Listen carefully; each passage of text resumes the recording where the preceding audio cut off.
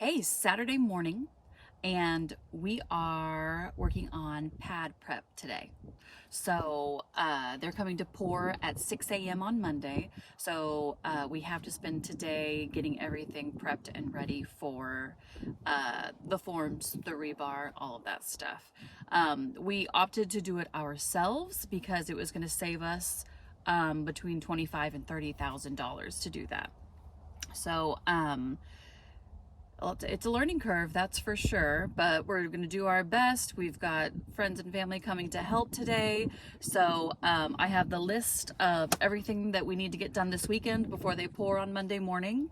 And I'm just going to kind of quickly go over what we're planning on doing. And then hopefully we get part of it done. And by part, I mean, we'll have to get it all done. But hopefully you get a big chunk done today. That's today's goal. And luckily for us, it was 50 or 60 degrees all week. And then today, our main work day, it's 28 degrees out right now. So that's exciting.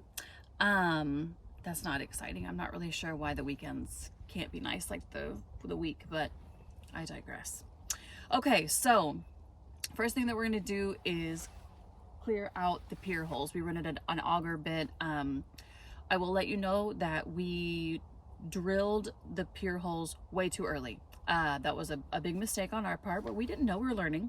And they kept filling up with water, as you've seen in other videos. So today, since it is not supposed to rain before we pour on Monday, we're coming out, we're gonna re-dig out the pier holes because they are full of sludge and water right now.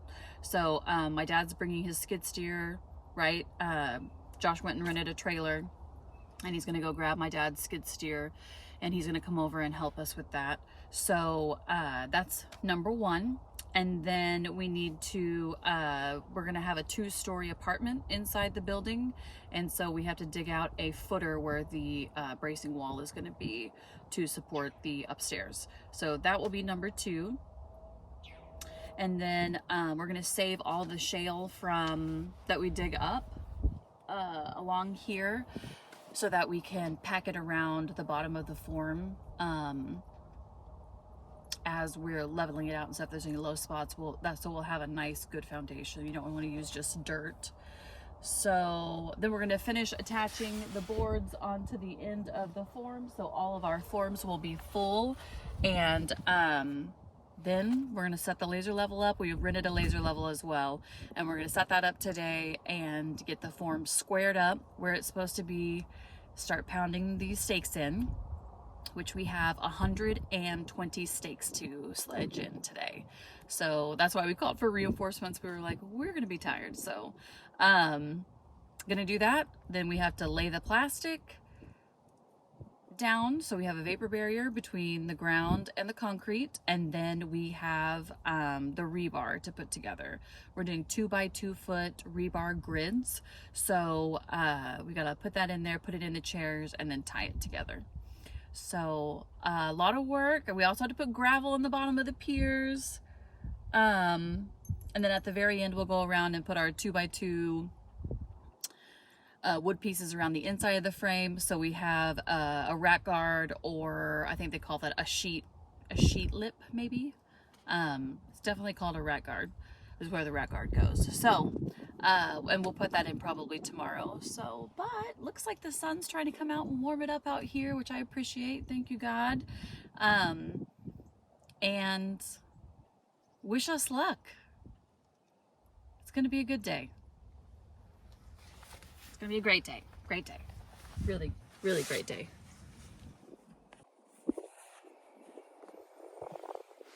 All right, this is what the pad's looking like right now. So down here where all the plumbing is, this is where the 2-story apartment's gonna be for us, and the rest will just be open shop space. These poor piers, we should have never dug them so early, but there's just about, I don't know, 2 inches of water in there maybe. Actually, probably a little bit deeper in the middle, but we're going to dig them out to probably a little bit deeper than 6 feet. And then that gravel pile over there, we are going to get the track loader and then pour them down in there until we get to 6 feet. And then these rebar cages that we have made to go down inside the piers, we will set down in there on top of the gravel, and then they'll get poured on top of. So it doesn't see, to me, it doesn't look like we've done a lot, but we've done a lot. There's a lot more to this type of stuff than I realized. So, which I feel like is true with any project that you take on for the first time. You don't realize how much goes into it. So over here we have 2 piers, and they were a little too close together. Oh, my little water jug, I need to get that out of there. So we just dug a footer just for some extra insurance. So it's going to be a ton of concrete, and we're planning on doing a monolithic pour, so one big old piece.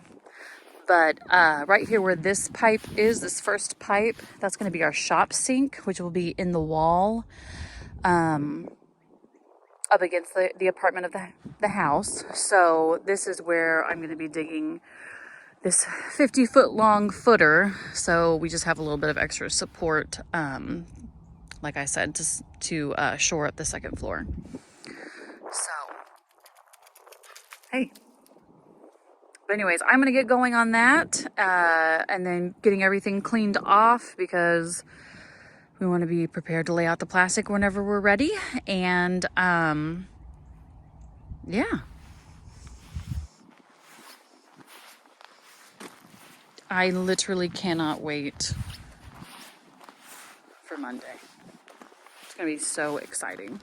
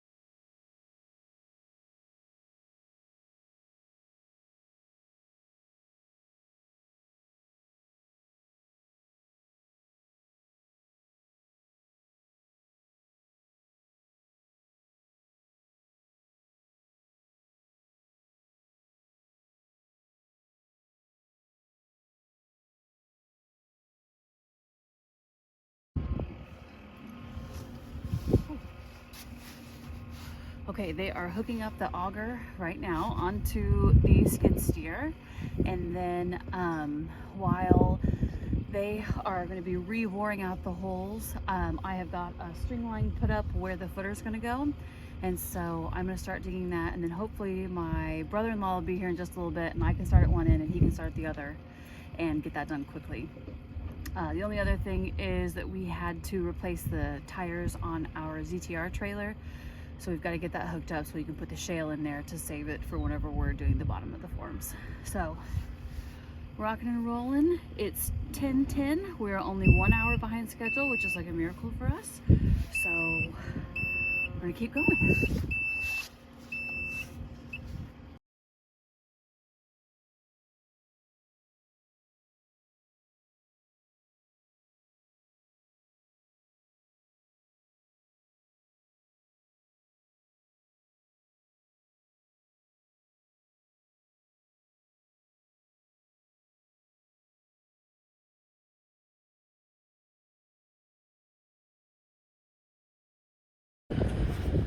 Show y'all what's going on with the auger.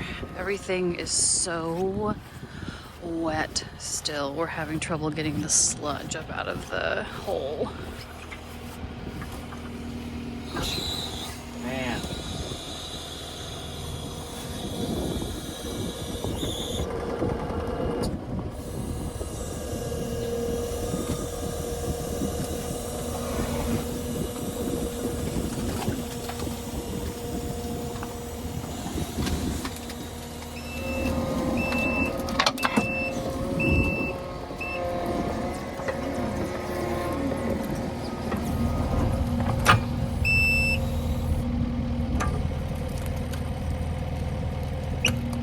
Bouncing it, like bouncing and rotating. Yeah, bounce it as you rotate.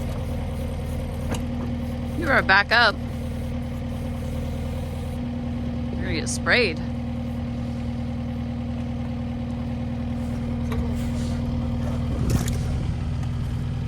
It's a little over, well, it was over 3 feet. Now it's pretty deep. I bet it's between 4.5 and 5 now. But it has definitely wallered out, and it is a huge hole.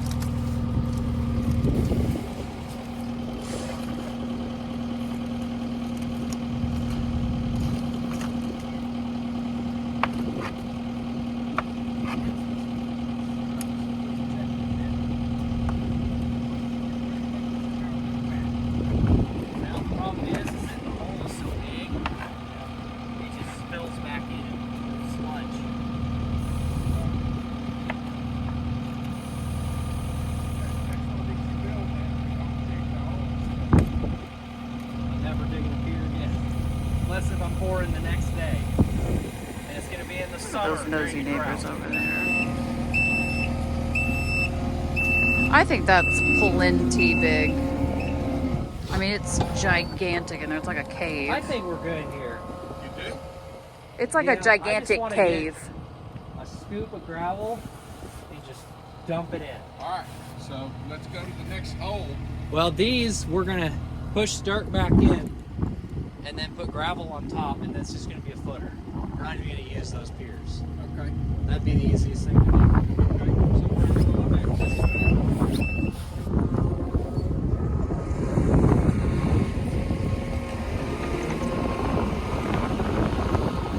Yucky. This one will be better. It'll be better.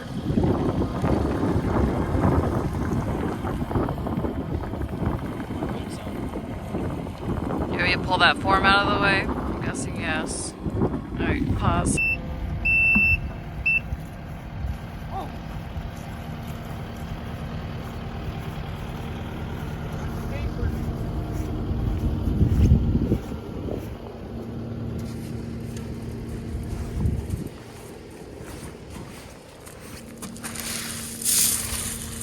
All right, dump me some more. Keep coming. Right there.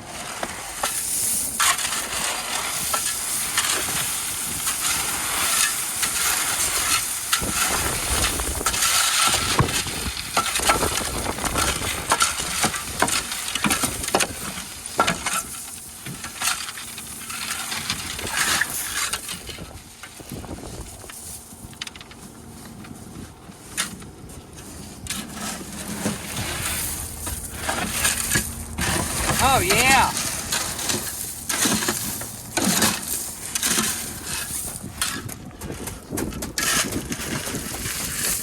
It's so dry. It's absorbing the water. Yep. Turning it hard. That's good. Well, might as well do it with That good? it. Yeah, that's good. Come like this. And just scrape it in. Yeah, you're good.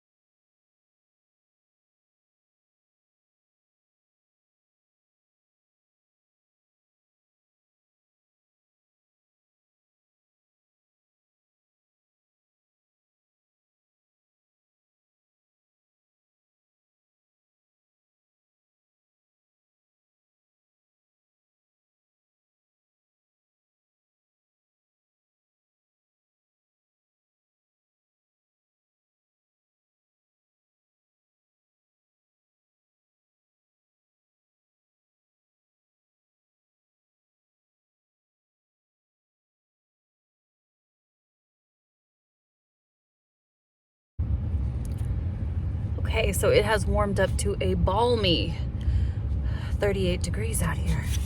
So I'm in the truck getting warm for a second. We just had a quick lunch break. My mom was so nice and brought us lunch. But it's going a little slower than expected. What else is new? It's always the way it is. So the digging in rock, so what we're digging the footer out is shale which is just like chunks of rock, is taking forever. Forever. And it's really hard. And we have to like pickaxe it out first to break it up and then scoop it out. And I had an office job, so I'm a little out of shape. So it's hard. But, 5-6 hours in, and we've got almost we did get the first thing done off the list. We got the piers fixed. They put gravel in, and they're working on the form. Josh and my dad are working on the form, and then me and Matt are digging out the footer. So it's going a little slow, but it's okay. Things are getting done. We're all freezing our patooties off, but slowly but surely. It doesn't really matter. It has to be done. So whether we have to work through the night, tonight and tomorrow night, I don't know, but we will get it done. Things always take about 10 times longer than I think they're going to. So I really got to work on my expectations, my time expectations. So, but I'm about to get back to it. I mean, a few inches one way or the other. Oh my I'd gosh. have been in a chair, a Wow. wheelchair.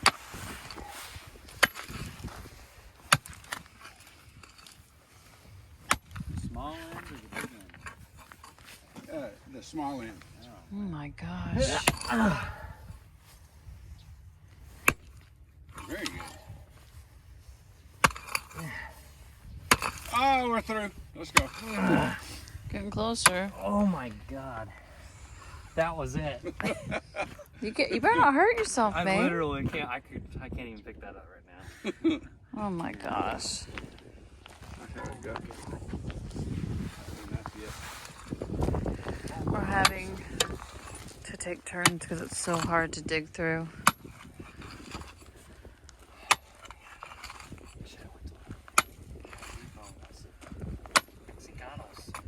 Yeah, I'm filming. Here, I got this. Yeah. Vamos, el chovelo. Oh my Por gosh. favor. We'll put music over this part. 50 feet. It'd actually be more like 30 meters.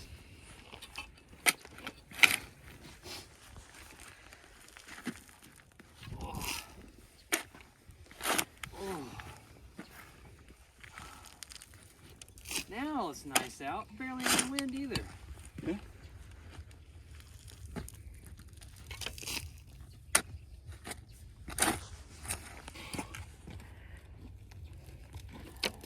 It's supposed to be like this tomorrow. All right, my turn. Yeah. We talked about this earlier. If we square it up like it is now, it's going to be on the outside. Morning, day 2. So we only have until today to get the pad done, the pad prep work. So we're out here. We've got my dad, we've got Josh's brother coming, and then hopefully a couple friends this afternoon because we still have to lay the plastic, do the rebar, tie it all together, make the grid, and we're finishing up squaring the frame now. So it's a lot of work. There's a reason that they charge so much for it. So yeah, hopefully it'll go quickly, super quickly. So I don't know.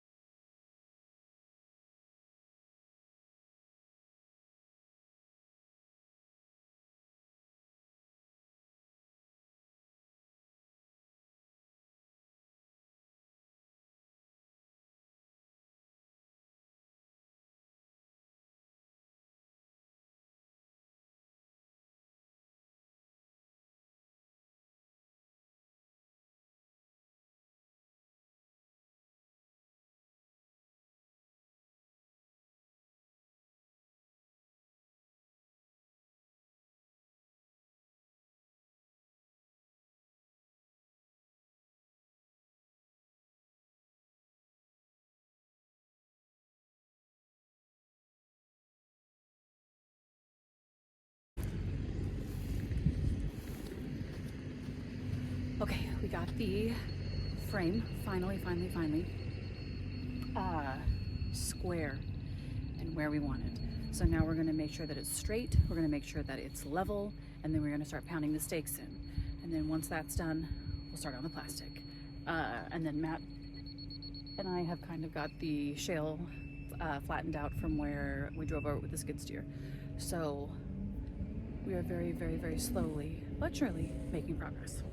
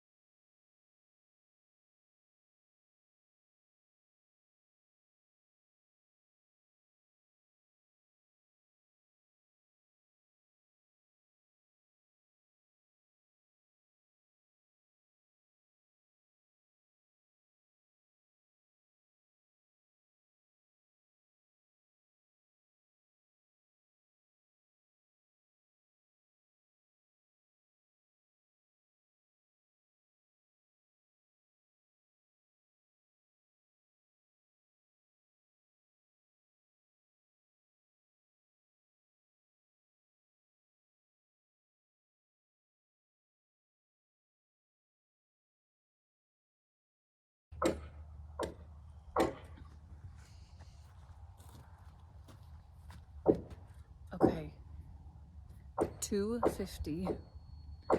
We have like 15 hours to get everything done, and we have the frame up, we have it square, we have it mostly staked in. We're finishing the last 70-foot piece here. We have the height correct. So that has taken a lot longer than we thought, but we're wrapping that up. Dad grabbed the plastic and the rebar on the skid steer and brought it over to the pad, so we're gonna start laying that out and hopefully finish up before dark.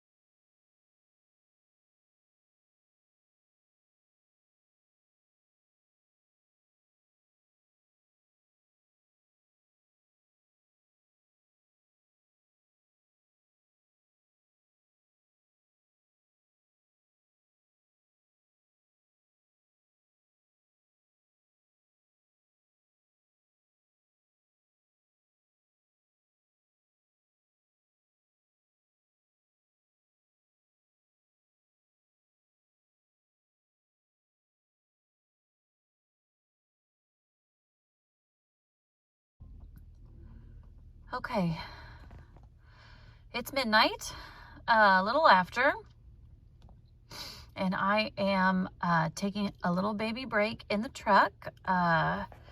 We took one other break around 8 to eat, but we have most of the rebar in. We ran out of chairs, and then we finally found some more, thank God. And then we ran out of ties, so then we just started tying every other one. We tried to make it to the store before they closed, but they closed early because it's Sunday. So, but we had some family and friends. I can barely talk, I'm sorry. We had family and friends stay with us until a little after 9. And then my mom, we used all of our headlamps up. And then my mom brought us 5 more headlamps, and we blew through all of those headlamps charged too. And but we got the rat guard up and in. We got the area cleaned up. We got the rebar done. And now we are on the last part where we are making sure that all the edges have good rock and good shale around them. So, yeah, How to choose the right audio apps for you. we Which one do you want to use to listen to? are very, very, very, very tired. And we have 6 hours. We have 6 hours before the guys get here to start. So I think we might make it. Well, actually, that's not really an option. We are going to make it. Ooh, he's backing up on here. And that's how dirty my windshield is. So I'm going to stop filming. I'm going to get out. And I'm going to wrap up the rebar ties while Josh does the shale around the edge. And hopefully get this done.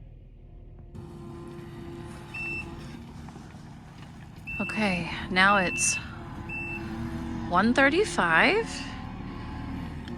and we're still finishing up the dirt. We had to lay a bunch of extra boards around like pier holes and stuff where they had not collapsed, but where the form didn't go 100% over them. And the coyotes are out and the neighbor's dog is barking, and it's been quite an eventful evening.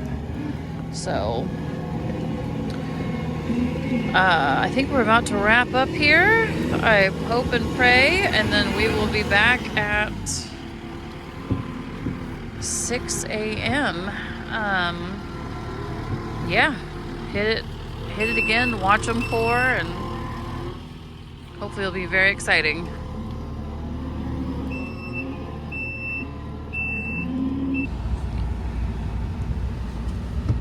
How you feeling? Yeah. It's about 1:45 and we're finally done and on our way home. Hey, so this is going to be a little bit different than our normal videos because when we got our pad poured, I wasn't able to video as much. It was a very busy day, as you'll find out, but I am sick of telling the story to all of my friends, so I'm just gonna make this video, and if you're watching this, it's because I want you to know the story, but I am so tired of telling it, so I'm gonna tell it this one time, and we'll get it all out. If you haven't already watched the pad preparation video of what we did, what we had finished up about 3 hours before this video is filmed, go back and watch that. It just kind of shows the build up to it.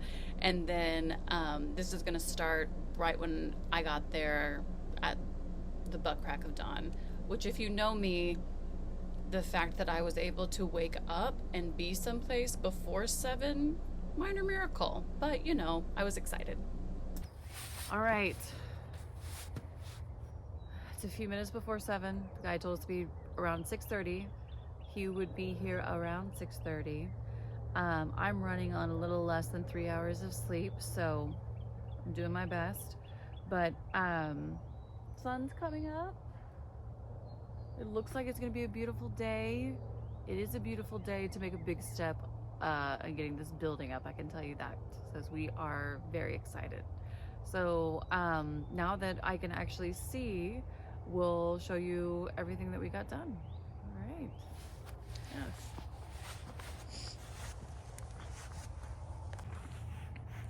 Okay, so we got all of the rebar down. We got the cages in here, and then the guy said that whenever they get here, they will bend the sticks and everything to attach to the grid that we made. So 2x2 rebar grid, we've been over this. We got the rack guard installed along the top.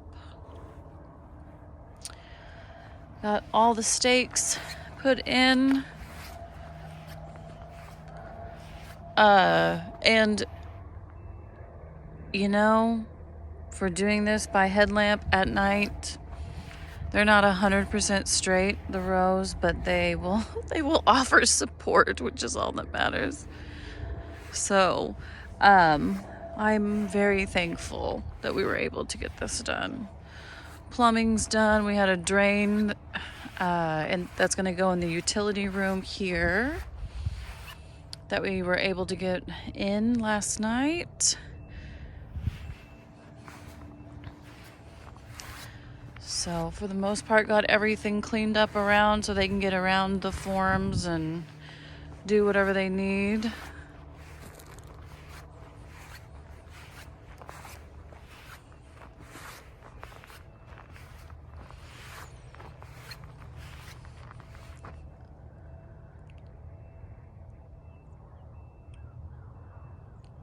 It's gonna be great.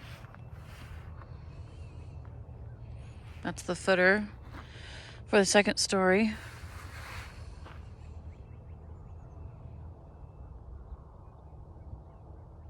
I'm excited for them to get here.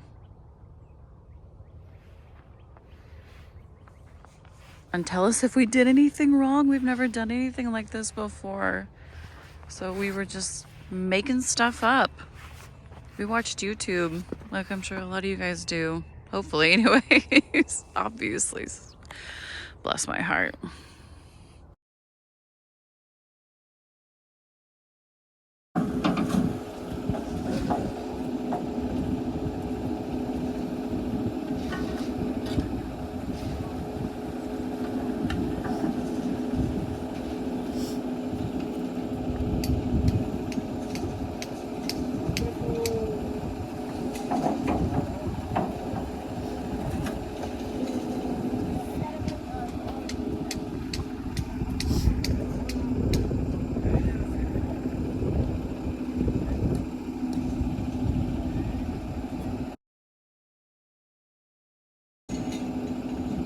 I really need the confirmation that we did a good job.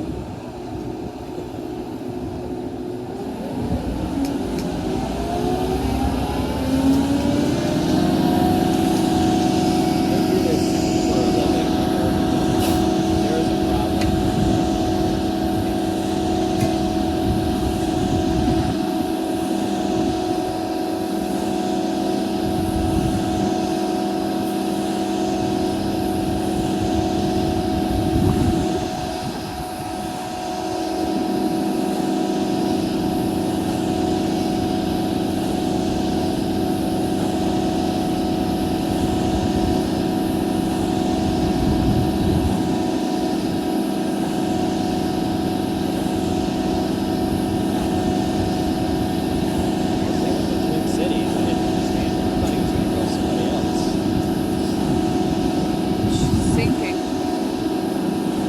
They're sinking.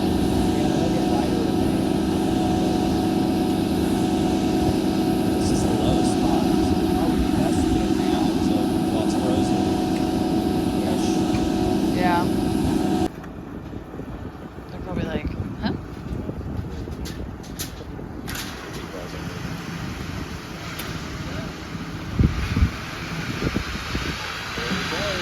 I know.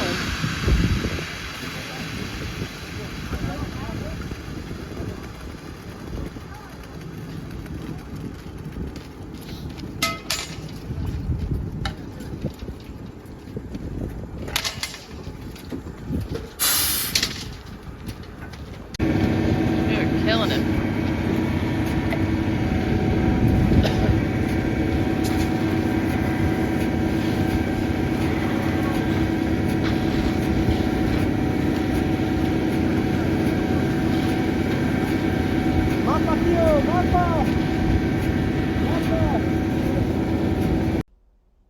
So, you probably just heard me say, wow, they're killing it. And that's what I thought. I was like, oh my God. I mean, this was at like 8:10, and they had just gotten there a few minutes before 8, and they had already had like a huge, in my opinion, a huge chunk poured. And I literally told Josh, like right after this, I was like, oh my God, like they're going to be done by noon. I thought it was going to be an all day thing. And I was like, they are going to be done by noon. This is awesome. And we had rented a trailer and then the laser level that we had used that had to go back to the rental company, and it had to be back there by 9. And so I was going to take our F-350 and the trailer and all the stuff back to the rental company, and then while I was doing that, Josh had his phone on the tripod and was time-lapsing it. And I was so excited, and I was like, I had this sense of relief. I was like, oh my God, like it's happening. So while Josh and I were standing there right next to the pad, my dad had been on his skid steer and touching up a couple pieces in the gravel road because there was a little bit of a rut because it's been raining a ton. But we'd had 2 weeks of dry and sun and wind, and so I thought everything was going to be just fine. So as I'm getting the truck and trailer hooked up, my dad comes over and talks to Josh, and he says, we have a problem. And he tells Josh what the problem is. Josh comes over to me and says, we have a problem. Trucks are getting buried. And sometimes Josh is the love of my life, but sometimes Josh can be a little bit dramatic. And so I was like, okay, like maybe they got stuck a little, but whatever. I'd never heard the term buried before in relationship to trucks. Relationship? You know what I'm talking about. So, but I quickly found out what that means. And Josh was not being dramatic. But the day was about to get dramatic. We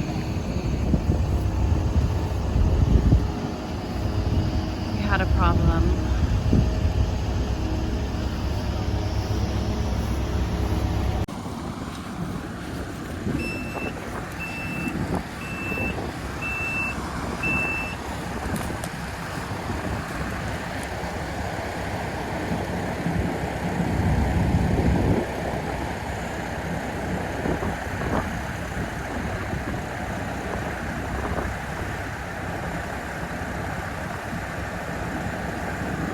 I don't even know what to say. Yeah. So it turns out that a buried truck means that it's buried up to its axles in what used to be your gate entrance. It used to be our gravel road. Used to. So I don't really know how to describe how I felt right then, because it was like, oh, okay. So I knew there was another concrete truck that was already back at the pad and that was empty, and I knew my dad had a skid steer, and so, you know, just trying to figure out how to fix it, immediately my mind was like, well, maybe if we hooked chains up to both the concrete truck and the skid steer and pulled at the same time. Look, I don't deal with this stuff. I don't know how to, I know that's stupid now, obviously. But when you're in the moment, and you're watching almost $20,000 sink into the ground, your brain is, you know, is trying to help you out. So basically, I don't know if I've mentioned this yet, but this is on a Monday morning. The Friday before was our last opportunity to cancel the concrete. They told us you can cancel the concrete by 4 p.m. on Friday. Otherwise, it's coming. You're paying for it. And we were excited. We were ready. No big deal. So I knew we were paying for that concrete, whether it made it there or not, because it was already mixed up. It was already in the trucks. It was already at our property. So the other thing is I don't claim to know anything about concrete, but I have been asking questions and I have been learning, drinking from a fire hose over here. And I did know that the one piece of concrete, the monolithic pour, is where it gets all its strength. So I know I'm not describing this right, so come at me if you want. I don't care. I'm just explaining it as I know it. If you can't like pour part of it and then come back and pour the rest of it, because where the old and the new meet, there would be a bunch of weakness, and so you don't want that. The whole point of doing it is doing it in one big pour. So we already had 40 tons no, I'm sorry, 40,000 pounds of concrete poured. 10 tons? That'd be 20,000. Okay, now I'm actually more confused. Bless my heart. I bless my heart. We had one truck in, I don't know how many pounds, a lot of pounds of concrete. One truck already poured. You saw it on there, about 1/6 of the pad. So anyways, I was scared. I was scared we were going to lose all of that, because all I could think of is we're going to lose what we've already poured. These other trucks that are already here, we're going to have to pay for. And then our pad's going to be destroyed. And then we're going to have to, if we want it in the same place, which of course we do, we want it to be by the pond, we're going to have to rip that up, rebar, reframe, redo all of this stuff. And I was terrified and a little panicky. So something else you may not know is that we have paid for we have paid for everything in cash so far. And we have been trying to get a loan. And the loan, this was February 19th. And I had started trying to get a loan on December 12th.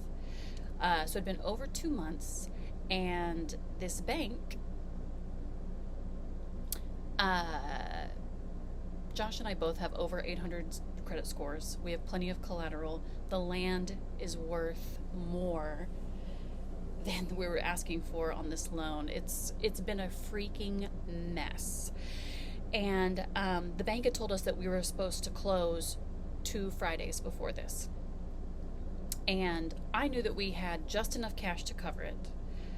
And so I thought, well, even if this doesn't go through, we have enough cash to cover it. And then we'll get the loan right after, if not before, and I knew it was going to be fine. That's the only reason I scheduled it. And of course they still haven't closed on the loan, but I digress. I don't want to get angry or angrier. So I was already concerned about money,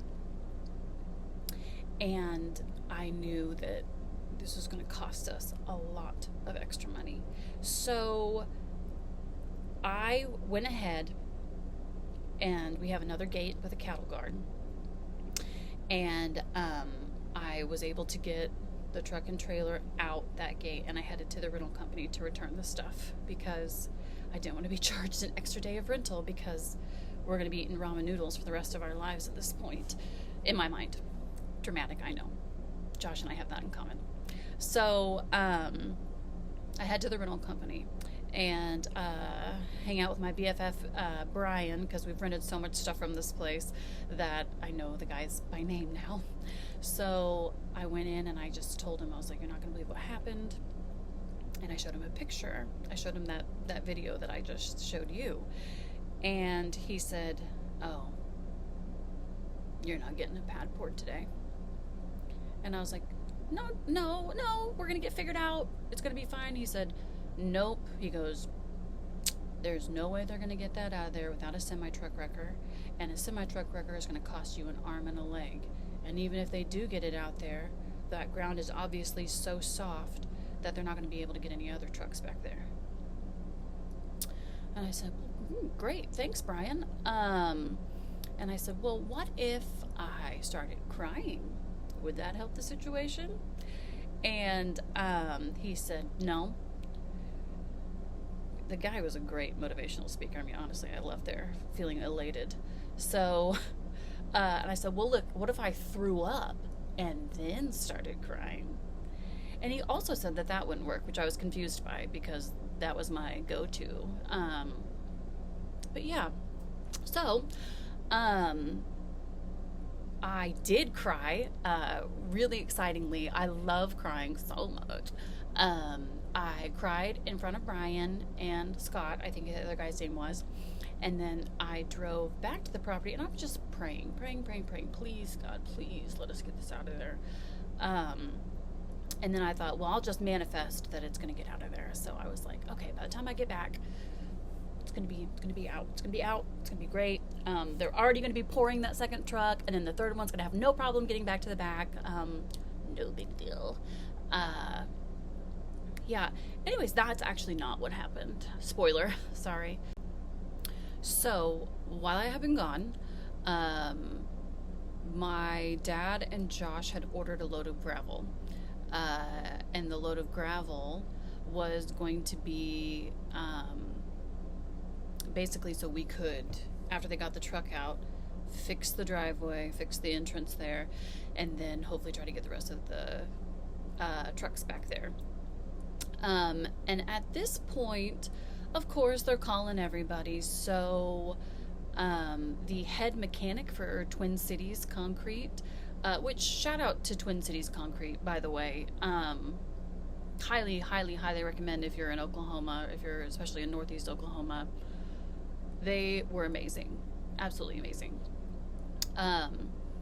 But like their head mechanic had showed up because the truck that was stuck had busted a hose or something, and it was hissing. You could hear air coming out of it. Also, its water wouldn't work. So, and obviously water is very important to keep the concrete cool and moving and still wet. Again, I don't know what I'm talking about. So that's what I was told, whatever, I believe them. So, and they had also called a semi-truck wrecker.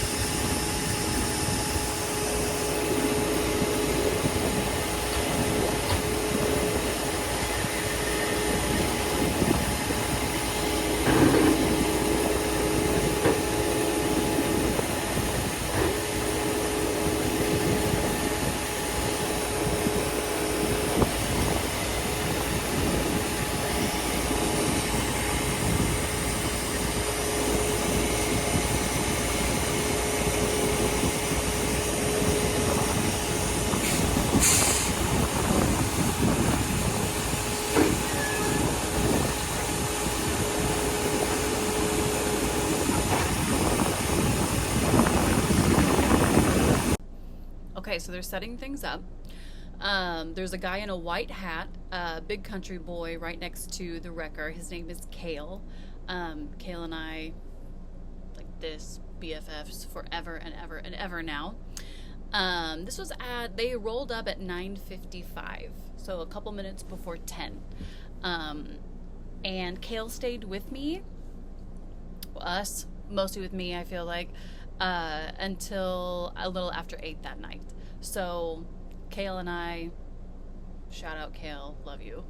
And then as you're watching this next part, there's a guy standing kind of in the background with the bright orange like construction t-shirt on, and that is the head mechanic for Twin Cities. His name's Sandy. He and I are also friends. I made a lot of friends that day. So anyways, they're getting everything hooked up. So you might want to fast forward a couple minutes if you don't want to watch them hook things up, but I had to video, obviously.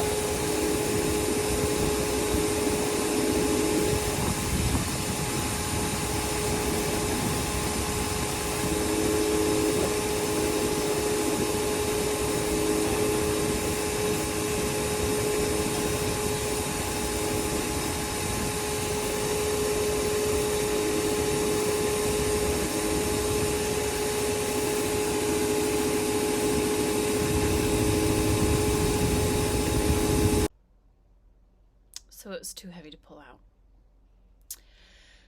So they tried. The only way they could pull it out is not the only way, but they thought if they pulled it out, it would bend the frame. If it bent the frame of the truck, we would have to pay for the truck. So they didn't pull it out because they're nice people. So now, truck is stuck. Can't pull the truck out with the concrete in it. Truck is at the front of the property. Our pad is a 1/4 mile back on the property. So they decided to start taking the concrete out of the truck, pouring it into my dad's skid steer bucket, and my dad, thank God, I literally thank God so much that my dad was there and that he had bought this skid steer, because it saved us, literally. So now they're asking him to come over and to start, and his skid steer is brand new. He just got it. He got it for himself, and we are using and abusing this thing like no other. So thank you, Dad. And I'm sorry, but thank you. So they start filling up my dad's skid steer bucket and bucketing cement back to the pad, 1 bucket at a time.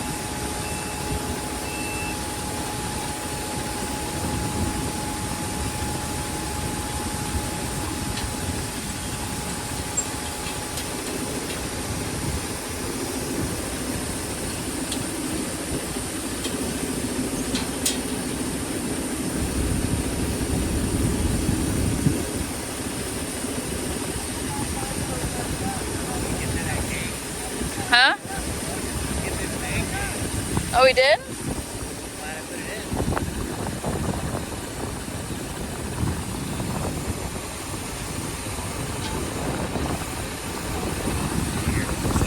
No.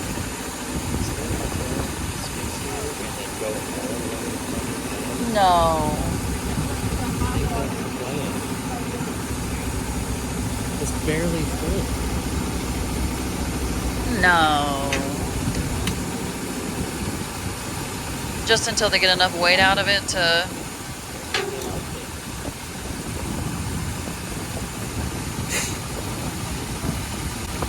gotta be hold the bucket all the way up though. I mean, they only need it like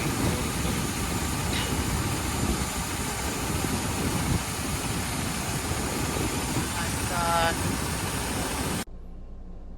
It was over an hour, way over an hour, because the skid steer could only hold about roughly a quarter of a yard, and it was an 8-minute trip because he had to go half a mile there, dump it, come back, quarter mile there and back. So after over an hour, he had done like 8 loads, and I had to call our sweet neighbor Rick. And I was like, Rick, what are you, and he goes, yeah.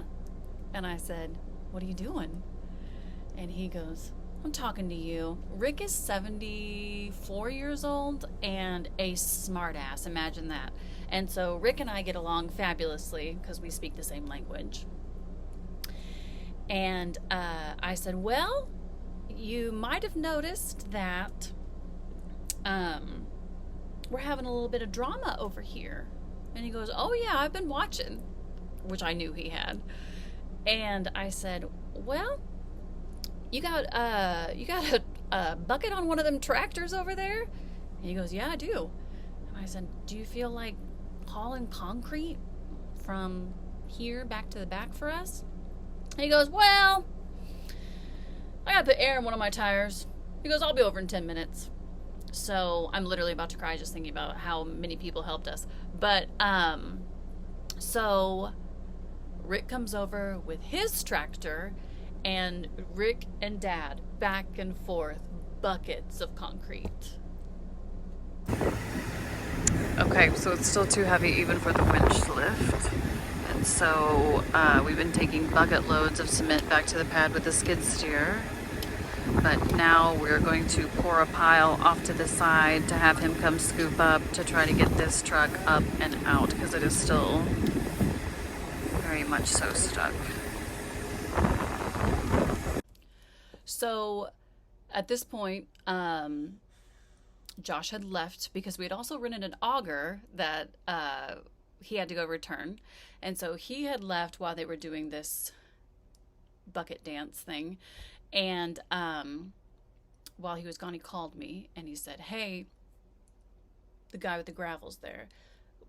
Miracle of miracle. Again, God totally taking care of us.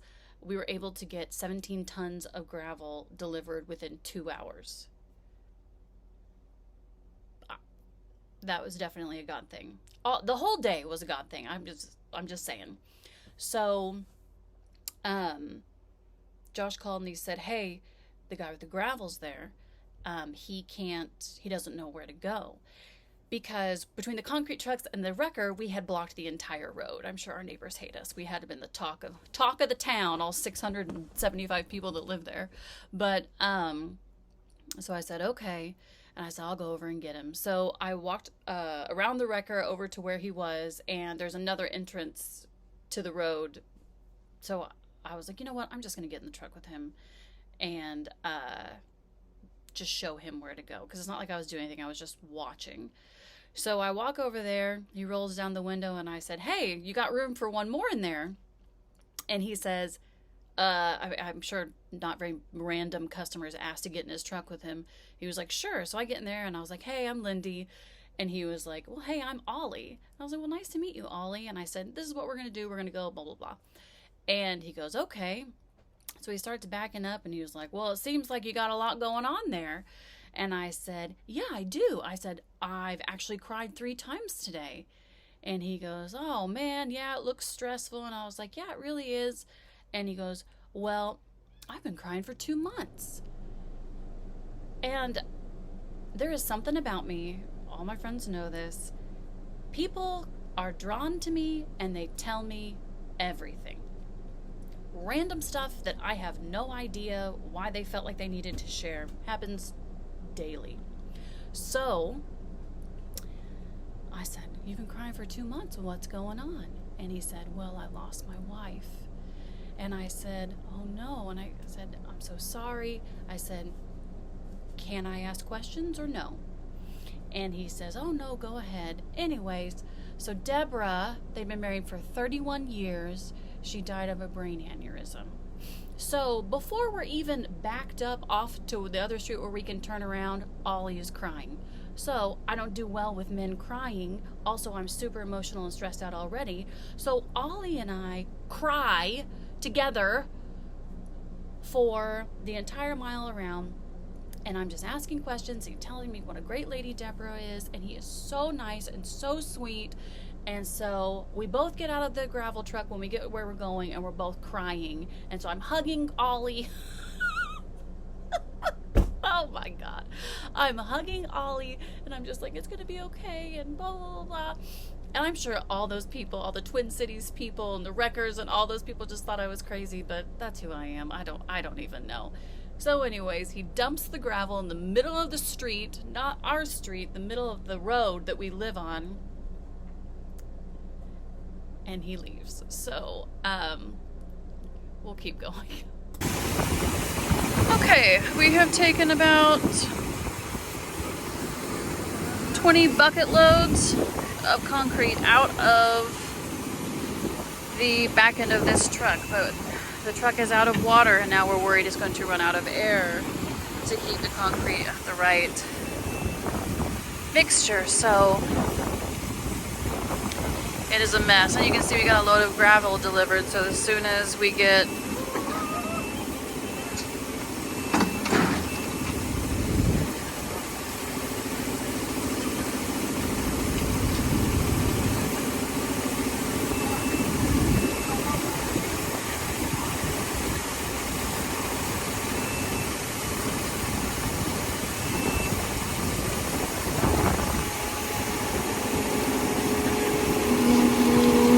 said that after this bucket, they are going to try and pull it.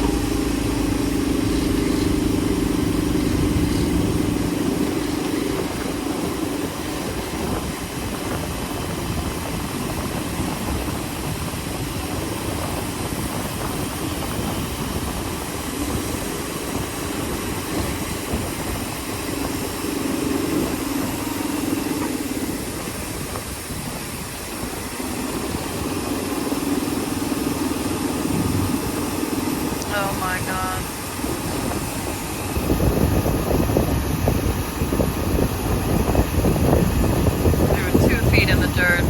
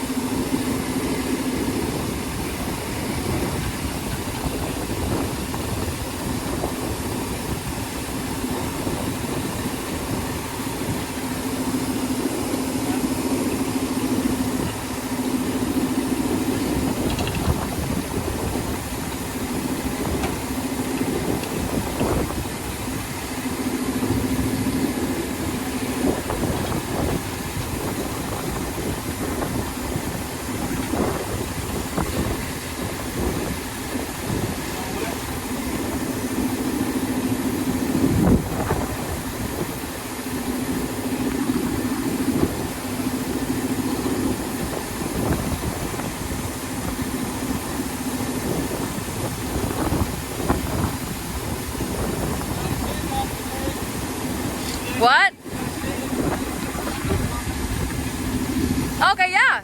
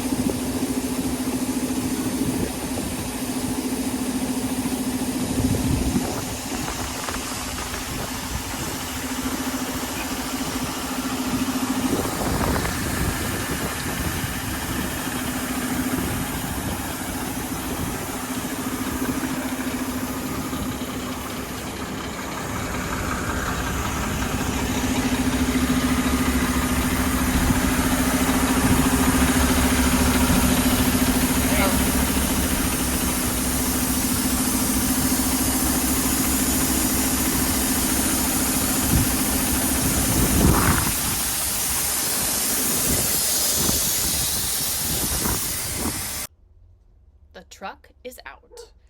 I was feeling hopeful at this point. We got it out, went and looked at the ruts. The ruts were like 2 feet deep, and there was water in the bottom of them. The truck was hissing because they had busted some hoses. So it was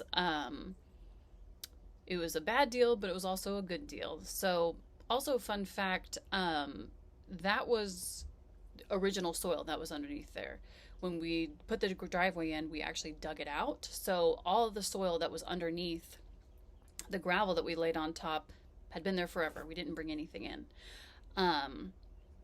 But then my dad got to work. He scooped all of the gravel up out of the road, put it in all of these holes, and I cannot tell you, when he was going over the driveway with the skid steer, it was like the soil was doing this. It was like a waterbed. I've never seen soil or gravel act that way. It was very spongy. I don't even know how to describe it. It was crazy watching it because he was literally like this, and then it would spring back up. So it wasn't like he was sinking in and it was staying down like you would think. It was like, it was crazy. So we got it fixed, and then good old Brad, the original driver that got stuck, they let him try to drive the truck back up in there to get it to the back. And wouldn't you know, good old Brad, who had gotten, this was the second time he'd gotten stuck in a week, basically drove over the exact same spot. The gate is 20 feet wide. The approach, I think, is 40 feet wide. And bless his heart, Brad went in the exact same spot that he had gotten stuck. Quick, quick, quick! Move your... Okay. Ooh, keep going!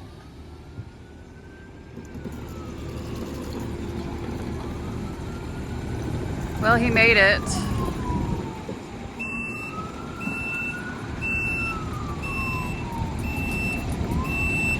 Well, he made it. I don't know what else to say.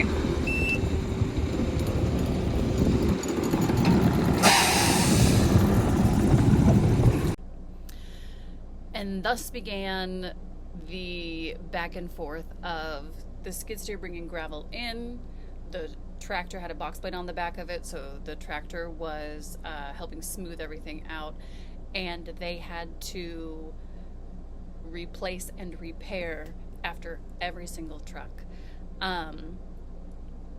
So that was the second truck that went in. Originally, we were supposed to have 6 trucks total, which I would guess how many tons that is, but I feel like my math is off on that, and I'm not going to make even more of an idiot out of myself. So we were supposed to have 6 trucks total, and the first one made it back. The second one got stuck, but it got unloaded, and it made it back. The third truck had been sitting there for too long, and the concrete was ruined. And it had probably, I think by the time the second truck got back to the back, it was about 1:30. So they had been sitting either stuck or waiting for the other truck to get unstuck for about, since a little after 8, so 5-6 hours at this point. So that concrete was toasted. So the guy that you saw in black at the very end of that last video when the second truck made it was the regional manager for all of Twin Cities. His name is Ken, and Ken is also awesome. He had stopped all the trucks from coming until we got it figured out, obviously, so we wouldn't waste any more concrete and we wouldn't be out that money in case things didn't work out. And then he called, and normally I guess they do either 10 yards, which is a full truck, or 7 yards is the other minimum, if you don't need a full 10. And he called and told the guys to only fill them up to all the remaining trucks up to 5 yards. So instead of having 4 more trucks, we were going to get 8 more trucks only half filled, so they wouldn't be as heavy. I mean, you understand. So that was really nice. He didn't have to do that. He could have just been like, screw you guys. But he really helped us out.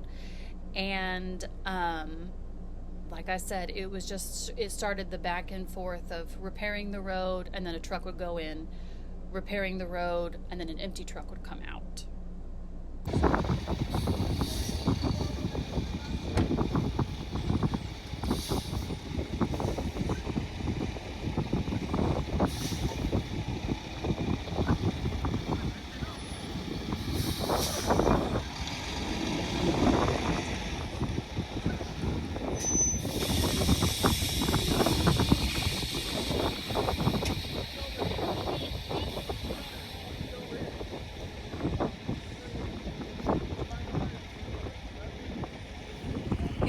literally guiding him straight to the... Go! Go! Woo! All right, we fixed the road. Let's see what it's like, somebody leaving. That's that second guy. No, that's it. No, that's the second guy. Go. Ooh, turn, turn, turn. Yay, keep going. I don't know what's happening here. Why? Ooh, careful, careful, careful.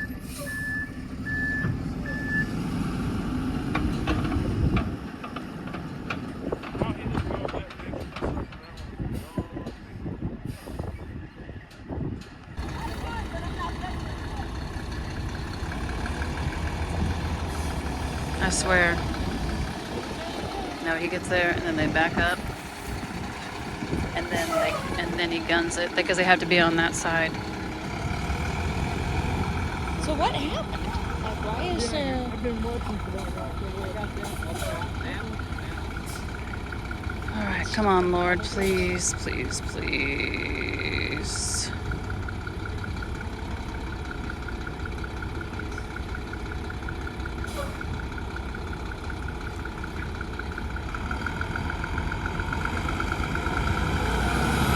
Come on, come on, come on!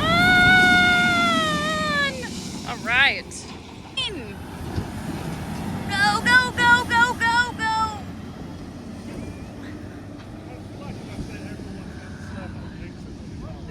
Oh my gosh.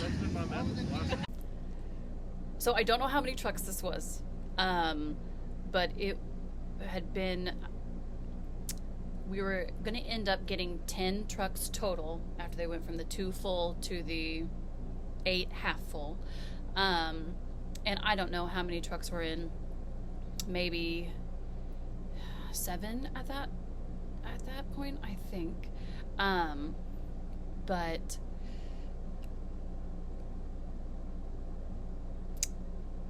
another one got stuck. And let me tell you, after the first truck, Kale, the wrecker guy, he pulled it, and he was giving me so much crap about how much it was going to cost because he knew I was worried about it. And he had been with me, like I said, standing there with me. You can see him in a bunch of my videos. Standing there with me watching since I probably started talking to him around 10:30. And so we're like 6-7 hours in. By this time, I know about his family. I know about where he lives, where he grows up, his favorite kind of gas station food. Again, we're close. We're BFFs. And so after the first truck, or the second truck, made it back to the back, I was like, "Hey, are you leaving?" And he was like, "No, I'll hang out for a while." And I was like, "Okay." And so he hung out for maybe an hour or two, and then I was like, "Wait, hold on. Am I being charged by the hour?" And he goes, "No." And he goes, "I'm just hanging out." And I said, "Well, look, I know you don't have to do that." Because he could have gone back to his office and been in, climate controlled and just hanging out, waiting for obviously another emergency. But he said that, he would hang out with us until he got called on something else. And he did not have to do that. And he was so nice. And he was making me laugh, and we were joking, bantering back and forth. So I'm really thankful for him. But he was still there because we kept just barely making it back to the back. And then the second truck got stuck.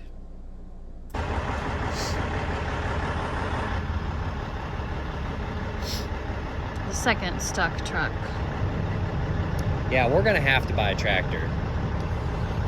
That's a given. Hooked up again. That's just no. And then the 2 trucks waiting.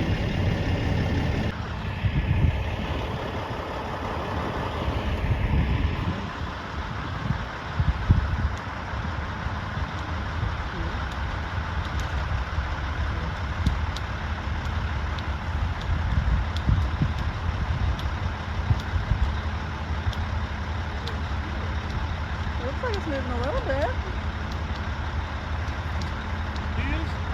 No, I see the chain moving a little bit.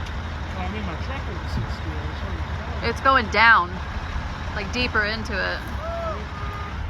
Yeah. Stop. Yeah, you're. I'm not. So they couldn't pull it out. At this point, I'm gonna name this video at this point. The road is gone. It's gone. The entrance destroyed. The first 100 feet of it destroyed. And they'd been pulling gravel from other parts of the road to come fix the first part of the road so we could even get the trucks back there. The road is gone. The pad is probably 75% finished. And the road's gone. And so, what was the idea? Get the skid steer, get the tractor, start bucketing it back again. And I think we're at probably 6:30 at night. And my emotions, my stress, my bandwidth were like running on empty here. It'd already been right at 12 hours. I had been on property, only left the once. I didn't eat or drink anything. And I thought, after all this, we're not going to be able to get this back here. Because by the time they bucketed things back and forth to finish out, because there was that truck and 2 others waiting, the first original would have been basically dry. And obviously it's not touching that. It was getting fuller and fuller, but whatever. So they start bucketing. And I walked over to Sandy, the head mechanic, and Ken, the regional manager, and was just like, I can't believe this. I'm so sorry this is happening, you know. And I was just apologizing to everybody because what should have been a 3, 4, 5 hour job, we're going on 12 now, and it wasn't over. And Ken said, look, I've got 3 guys that have 3, that he called them dune buggies. They can be here in half an hour. They're $275 a day per each, and they can start bucketing this back. And I thought, Ken, where the hell were these dune buggies 6, 7 hours ago? But you know what? I am thankful that he came up with that, so I'm not knocking on Ken at all, but I do wish it had been an option earlier in the day, because we might still have a road. But so it started getting dark. They're bucketing back and forth, back and forth, back and forth. And can I just say, you know, Rick, our neighbor, was there with us all day helping. The wrecker was with us all day helping, because he could have left and then we had to wait for him to come back, you know, so on and so forth. My dad, all day helping. And we are so lucky and so blessed to have such good people in our lives. So, you know, it's overwhelming, and we're so thankful. But they're bucketing. The dune buggy guys get there, and they start bucketing, whatever. Back and forth, back and forth, back and forth. I don't know what you're gonna do about your driveway. It's gonna take some really doing some tractors and stuff to really fix. So that was one of the concrete drivers, because I literally talked to every single one, just being like, thank you for staying. Because some of the concrete drivers were working 16 hours. Like, they had done other jobs, and then they had the unfortunate task of being on our job. And he was like, yeah, you're going to have to fix the driveway. Yeah, you're not wrong. You're not wrong.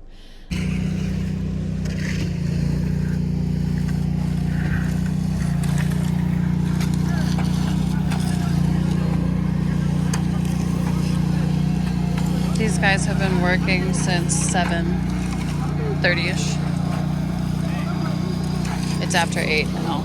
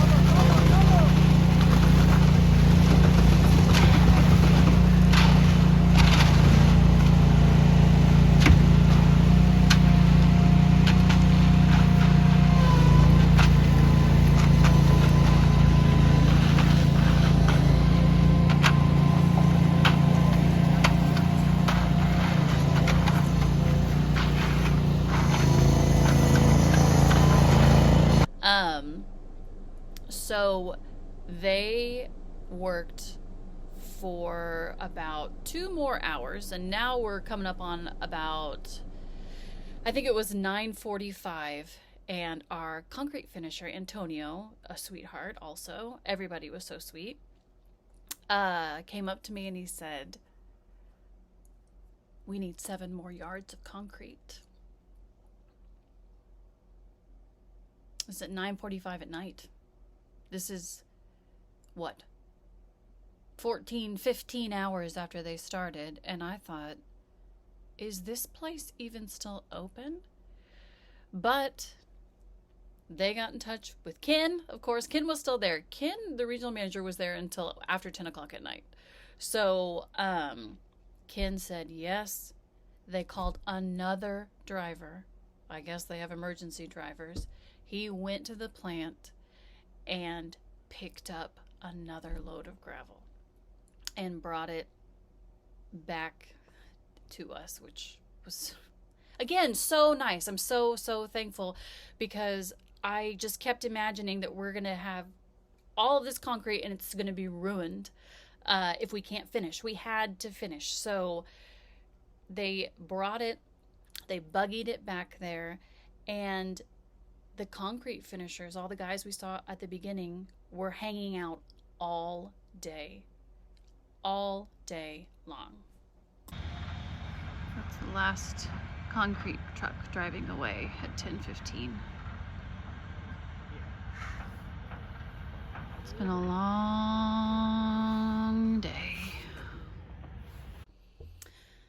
So the majority of the concrete guys ended up leaving right after that, about 10:30. But then there were 2 guys that stayed there all night until 6:15 the next morning, because they were doing the finishing. They had to run machines over it. I don't even know. But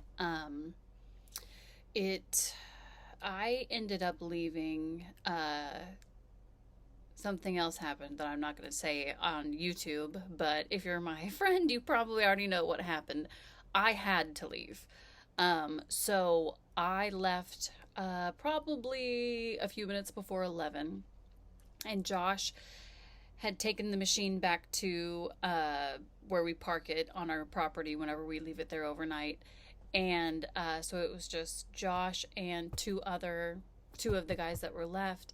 And since the road was gone, if you didn't have a 4-wheel drive, you weren't getting out of there. And they had come in just like an SUV, and they didn't have 4-wheel drive. So they asked Josh, like, hey, we're going to be here for a while. Do you mind to take us to a gas station to get some coffee and some energy drinks so we can make it? And Josh was like, yeah, of course. So I got home about 11:15, and Josh didn't get home until like 12:30. So Josh was exhausted. And he had done so much. He had ran the machine when my dad wasn't running it. And, you know, we were both just so stressed out about the whole situation. So it was a crazy, crazy day. And when I called Twin Cities the next day to pay for the concrete, because I was like, you know, they didn't make me pay, like, write a check out in the middle of the road, you know, at 10:30 at night. I said, look, I'll call tomorrow and I'll pay. And so I called and I said, hey, I had a concrete job done yesterday that I need to pay for. And the guy that answered the phone goes, he goes, okay, what was the name on it? And I said, Kason. And he goes, oh. He goes, yeah, I heard about your job. And I was like, I bet you did. He goes, all the drivers were talking about it. And, you know, he goes, it sounds like it was crazy. And I was like, yeah, it was. It was real crazy. So, but to kind of wrap up, the original quote for our concrete was going to be about $13,000. And I paid $14,100. So Twin Cities did not charge me for all the extra hours they had to pay their drivers. They did charge me, of course, for the concrete that got ruined. That's not their fault. It's not really our fault. It's just the situation. I paid for it happily. And then Antonio, our concrete finisher, his original quote was, I think, $3,325 to finish the concrete. And when I met up with him a couple days later to pay him, he charged me the same amount. Those guys were out there for 22 hours, and he still charged me the same amount.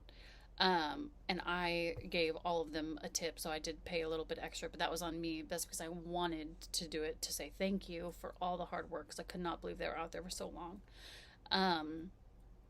The tow truck, I thought it was going to be like $1,500, $2,000 per pull. And the first one cost me $800.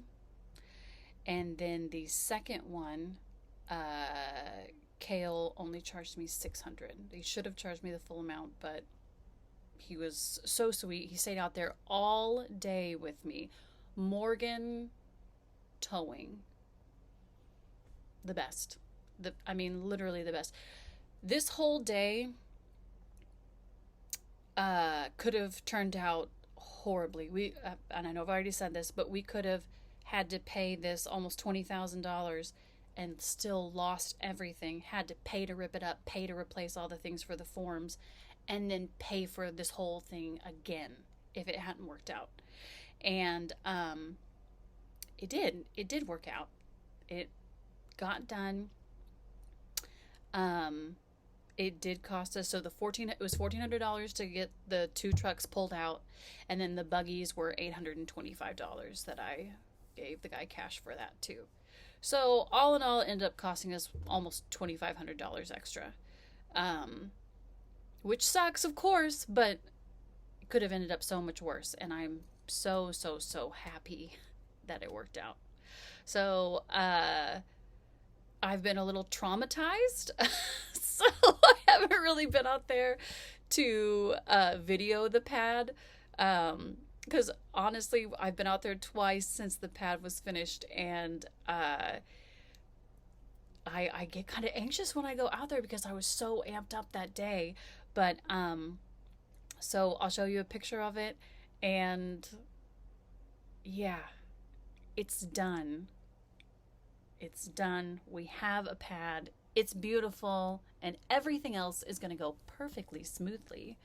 I just know it.